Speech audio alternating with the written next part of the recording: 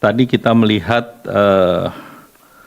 pengumuman dari BPS, dan kalau kita lihat keadaan situasi ekonomi global di triwulan kedua masih tetap meninggalkan ketidakpastian dan juga tidak bisa diprediksi.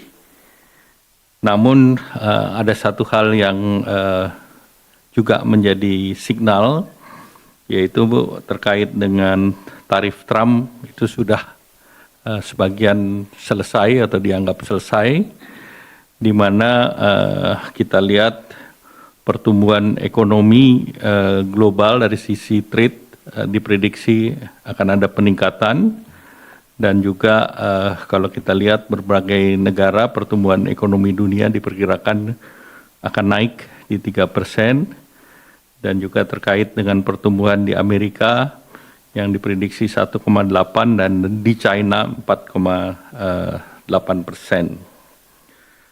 Nah, kemudian kalau kita lihat dari sisi sektor eksternal Indonesia, relatif Indonesia masih menjaga ketahanan, di mana kalau kita lihat cadangan devisa masih 152,6, kemudian juga neraca pembayaran juga masih relatif baik, kemudian ekspor dan import secara year on year, neraca perdagangan selama 62 bulan juga terjaga surplus di angka 10,9 billion di Q1, dan rasio utang kita juga masih relatif terjaga di 30%.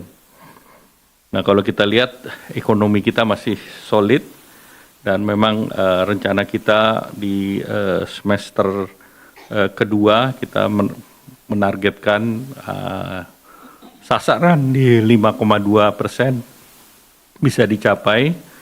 Namun apa yang diumumkan tadi pagi, alhamdulillah kita kembali ke jalur 5%. Jadi 5,12, mohon maaf. Indonesia hanya di bawah Cina yang 5,2, beberapa negara di bawah kita, mulai Malaysia, Singapura, kemudian berbagai negara lain termasuk Amerika yang 2%, kemudian Korea juga relatif rendah. Sehingga di antara negara G20 dan ASEAN, kita salah satu yang tertinggi. Nah, kalau kita lihat di triwulan 2, secara regional tumbuh positif. Kita lihat di Sumatera 4,98, Jawa 5,24, Bali 3,73, kemudian Kalimantan 4,95, kemudian Sulawesi 5,83, Maluku Papua 3,3. Nah, kalau kita lihat beberapa permintaan relatif kuat, kita lihat daripada konsumsi rumah tangga masih positif di 4,97, dan ini share-nya 54,25%. Kemudian konsumsi LNPRT di 7,82%. Kemudian konsumsi pemerintah dibandingkan tahun lalu memang minus 0,33 karena tahun lalu itu ada pemilu sehingga government spending-nya besar. Dari segi investasi, tumbuhnya juga baik 6,99%, dan ekspor barang dan jasa ini juga baik double digit 10,67, dan importnya 11,65. Sehingga tentu ke depan kita akan terus dorong konsumsi, meningkatkan utilitas, dan menciptakan lapangan kerja untuk mendorong pertumbuhan jangka panjang.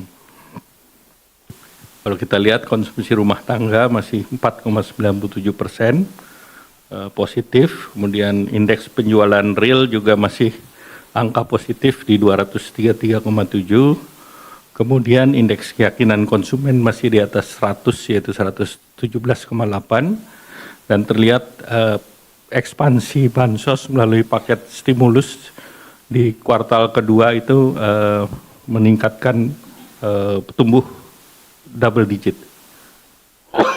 Jadi bansos di kuartal kedua kita lihat PKH yang 25,12, bantuan sosialnya 25,12%, kemudian PKH 6,74 dan sembako 36%. Kemudian kita lihat konsumsi daripada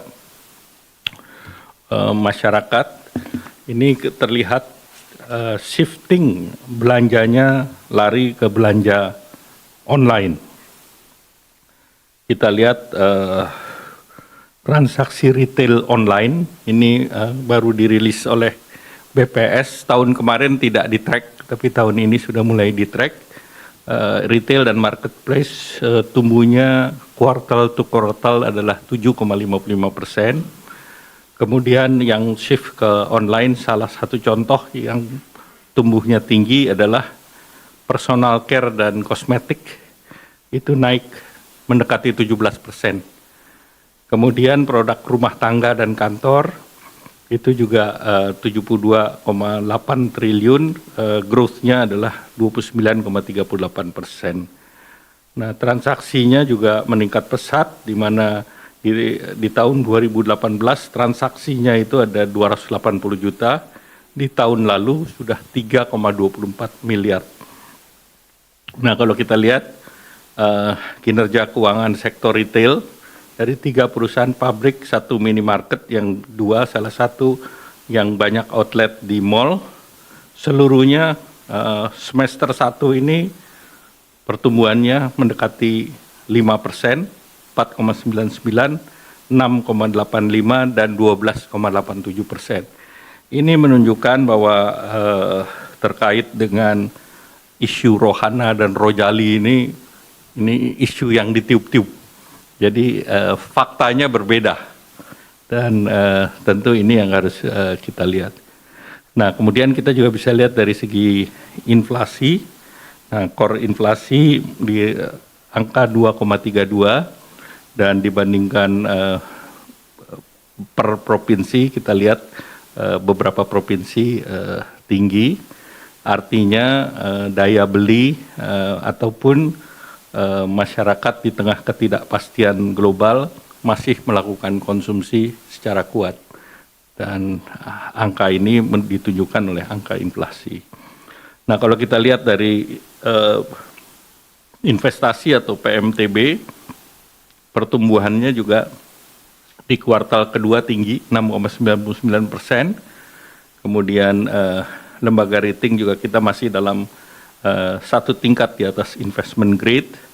Realisasi investasi juga secara total di kuartal kedua mencapai target selama kuartal kedua, dan secara tahunan satu semester juga mencapai target.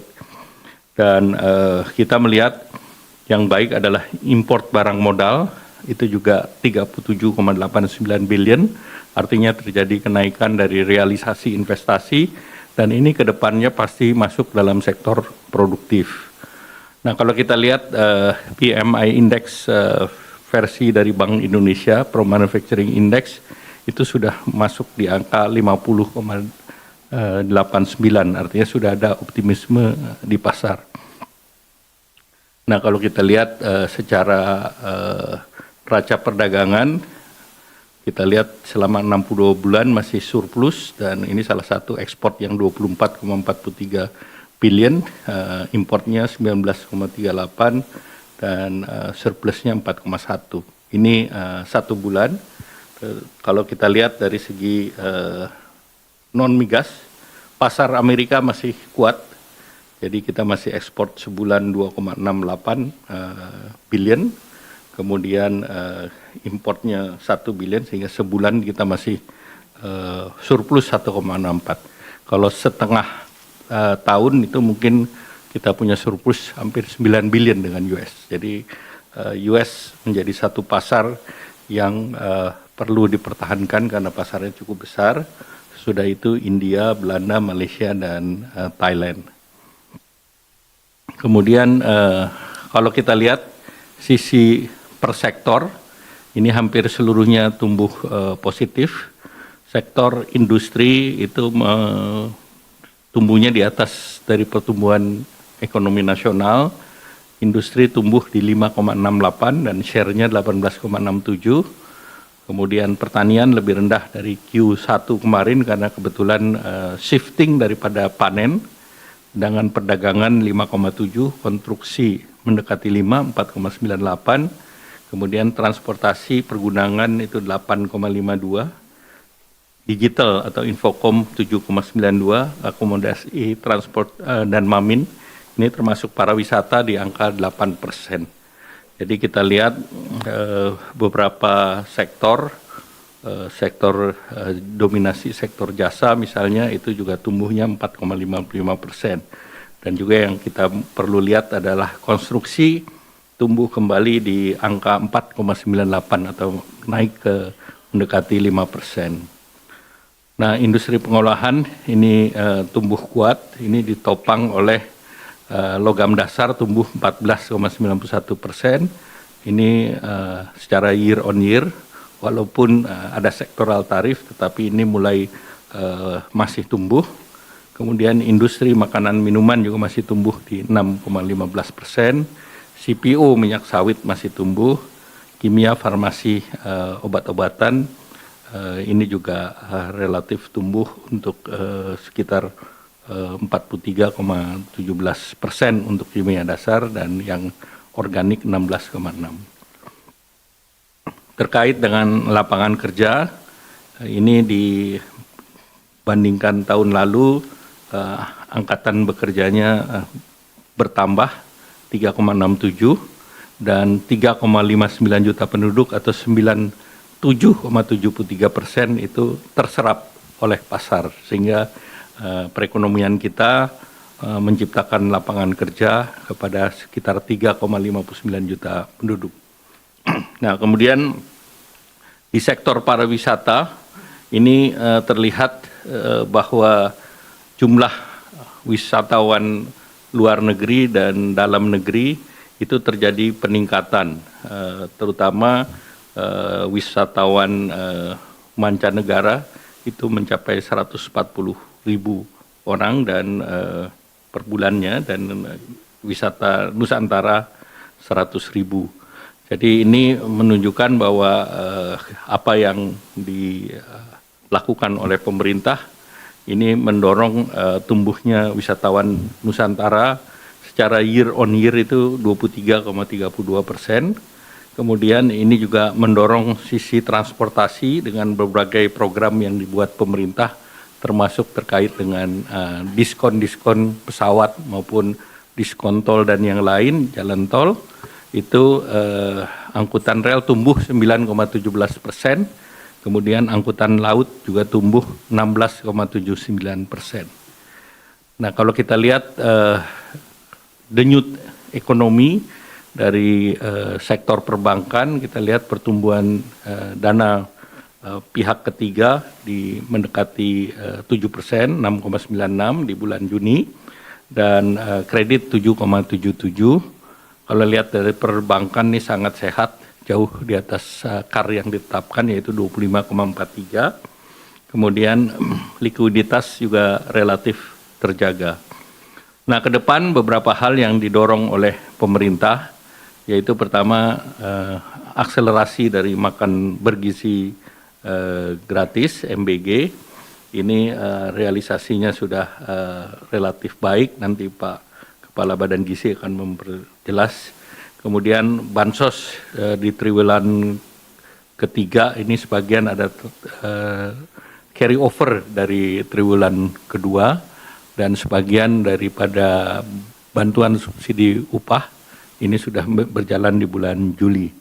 Demikian pula pada program padat karya di Kementerian Pekerjaan Umum dan Kementerian Perhubungan. Nah, kemudian pemerintah juga mendorong beberapa kegiatan terkait dengan investasi, yaitu dengan mendorong deregulasi, meningkatkan kapasitas SDM dan insentif fiskal baik itu tax holiday, tax allowance, super deduction, dan koordinasi antar kementerian lembaga. Pemerintah juga terus melanjutkan program FLPP dan juga kredit program perumahan, KUR perumahan untuk mendorong UMKM, di mana ini disiapkan untuk 450.000 perumahan. Regulasinya sudah disiapkan dan 350 FLPP, yang 450 KUR. Dan ini juga sudah disiapkan KUR-nya yang sifatnya 5 miliar untuk UMKM dan bisa revolving. Dan itu plafonnya jadi 20 miliar, Pak Menteri. Ya, Ibu sudah setuju, jadi hari ini sudah jalan. Ya. Kemudian juga terkait dengan PPN DTP untuk sektor properti 100% sampai dengan 2 miliar sampai bulan Desember. Kemudian selanjutnya kebijakan menjaga ketahanan sektor eksternal. Ini kita dorong devisa hasil ekspor, kemarin compliance 80% dan ini 3 bulan, setiap 3 bulan kita evaluasi dan tentu ini kita akan dorong. Kemudian deregulasi kebijakan impor oleh Menteri Perdagangan. Kemudian peningkatan fasilitas perdagangan termasuk local currency transaction saat sekarang sudah sekitar 9,4 miliar atau 50% lebih dari total LCT di tahun 2024. Jadi local transaksi sudah berjalan. Kemudian dari berbagai kerjasama bilateral maupun multilateral terus didorong, baik itu OECD, BRICS, FTA, EU SEPA yang diharapkan bisa diselesaikan legal dokumennya di tahun ini. Kemudian industri padat karya terus didorong, ya sektornya adalah makanan minuman, tekstil, pakaian jadi, kulit, furniture. Untuk pasar Eropa seluruhnya biaya masuknya 0. Jadi dengan EU SEPA ini seluruhnya 0. Kemudian dengan Amerika juga dengan tarif 19%, ini menyelamatkan tenaga kerja yang di sektor ini yang secara total ada 12,2 juta.